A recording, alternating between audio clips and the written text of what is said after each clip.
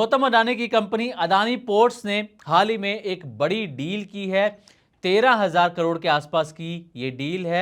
1.4 billion dollars की ये deal है और डील है केरल के विझिंजम डीप सी पोर्ट को लेकर, जिसमें जो अडानी पोर्ट्स है 49% हिस्सेदारी बेच रहा है और हिस्सेदारी बेच रहा है एमएससी ग्रुप को।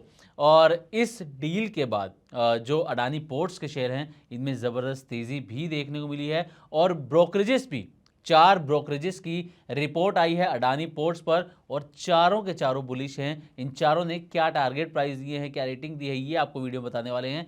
लेकिन साथ ही जो सबसे बड़ा अपडेट है वो ये कि ये जो डील है जो अडानी पोर्ट्स और एमएससी ग्रुप के बीच में हुई है, ये अब मुश्किल में फंसती हुई नजर आ रही है। और मुश्किल में इसलिए फंस रही है क्योंकि केरल सरकार की तरफ से ये कहा जा रहा है कि इस डील के लिए केरल सरकार की मंजूरी लेना जरूरी था, जो कि नहीं ली गई है और बिना मंजूरी लिए ये डील की जा रही है।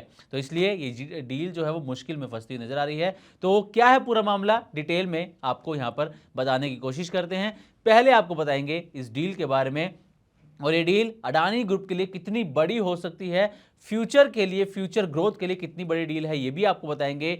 ब्रोकरेजेस का नज़रिया आपको बताएंगे और रिटेल इन्वेस्टर्स के लिए क्या सलाह है, क्या उन्हें करना चाहिए ये भी बताएंगे। और सबसे बड़ी बात, किस तरीके से ये डील फंसती हुई नजर आ रही है ये आपको बताएंगे। तो चलिए शुरुआत करते हैं। दरअसल अडानी पोर्ट्स ने अपने केरल के विझिंजम डीप सी पोर्ट में 49% स्टेक यानी कि 49% हिस्सेदारी दुनिया की सबसे बड़ी कंटेनर शिपिंग कंपनियों में से एक एमएससी ग्रुप की सहयोगी कंपनी टर्मिनल इन्वेस्टमेंट लिमिटेड को बेचने का समझौता किया है। इस डील की वैल्यू करीब 1.4 बिलियन डॉलर्स के अराउंड बताई जा रही है, यानी कि अगर भारतीय करेंसी के हिसाब से देखें तो ये 13,000 करोड़ से लेकर 13,500 करोड़ के बीच में ये डील बैठती है। ये भारत के पोर्ट इंफ्रास्ट्रक्चर सेक्टर में अब तक के सबसे बड़े विदेशी निजी निवेशों में से एक माना जा रहा है। अब ये डील इतनी बड़ी क्यों मानी जा रही है, अडानी ग्रुप को क्या फायदा इससे मिलने वाला है, ये भी जान लीजिए, क्योंकि ये सिर्फ हिस्सेदारी बेचने का मामला नहीं है। असल मायने में अडानी पोर्ट्स को दुनिया की सबसे बड़ी कंटेनर शिपिंग कंपनियों में से एक का स्ट्रेटेजिक पार्टनर मिल गया है। इससे कंपनी को कई बड़े फायदे मिल सकते हैं, जैसे कि कंटेनर ट्रैफिक बढ़ने की संभावना है, इंटरनेशनल कार्गो का भरोसा मजबूत होगा, साथ ही पोर्ट की जो क्षमता है इसका बेहतर इस्तेमाल होगा और लंबे समय तक कार्गो आने की बेहतर विजिबिलिटी भी मिलेगी। इसके अलावा फ्यूचर में रेवेन्यू और एबिटा बढ़ने की यहाँ पर मजबूत संभावनाएं हैं, स्ट्रॉन्ग पॉसिबिलिटीज़ यहाँ पर नज़र आ रही हैं। लेकिन ये डील मुश्किल में फंस रही है। अब क्यों मुश्किल में फंस रही है ये जान लीजिए। दरअसल केरल के मुख्यमंत्री वीडी सतीशन ने एक बयान दिया है जिसमें उन्होंने कहा है कि राज्य सरकार से इस डील पर कोई भी सलाह मशविरा नहीं किया गया। सरकार को इस डील की जानकारी सिर्फ मीडिया रिपोर्ट से मिली है। अडानी पोर्ट्स ने सरकार को अब तक कोई भी ऑफिशियल प्रपोजल या फिर सूचना नहीं भेजी है। विझिंजम पोर्ट में हिस्सेदारी, ये केरल सरकार का कहना है, केरल के मुख्यमंत्री का कहना है, वीडी सतीशन का, उनका ये कहना है कि विझिंजम पोर्ट में हिस्सेदारी या मालिकाना जो स्ट्रक्चर है, ढांचे में किसी भी बदलाव के लिए केरल सरकार की पहले से मंजूरी लेना ज़रूरी है। बिना मंजूरी ये बदलाव नहीं हो सकता। सरकार ने कहा है कि एमएससी सिर्फ एक निवेशक नहीं है, इसलिए ये देखा जाएगा कि उसके आने से पोर्ट के संचालन, प्रतिस्पर्धा और रणनीतिक हितों पर क्या असर पड़ेगा। उन्होंने ये भी कहा है कि जब कंपनी ऑफिशियल प्रपोजल भेजेगी तब सरकार उसका लीगल और व्यावसायिक पहलुओं के आधार पर विस्तार से परीक्षण करेगी, उस पर चर्चा करेगी और देखेगी कि इस डील को अप्रूवल देना चाहिए या फिर नहीं। लेकिन फिलहाल सरकार को कोई भी ऑफिशियल प्रपोजल या फिर सूचना नहीं दी गई है इस डील के बारे में। तो ये केरल के मुख्यमंत्री का कहना है, जिसकी वजह से ये डील जो है कहीं ना कहीं फंसती हुई नजर आ रही है। अब आते हैं सबसे महत्वपूर्ण सवाल पर कि ब्रोकरेज फर्म्स का क्या नज़रिया है, क्या वो कह रही हैं अडानी पोर्ट्स पर।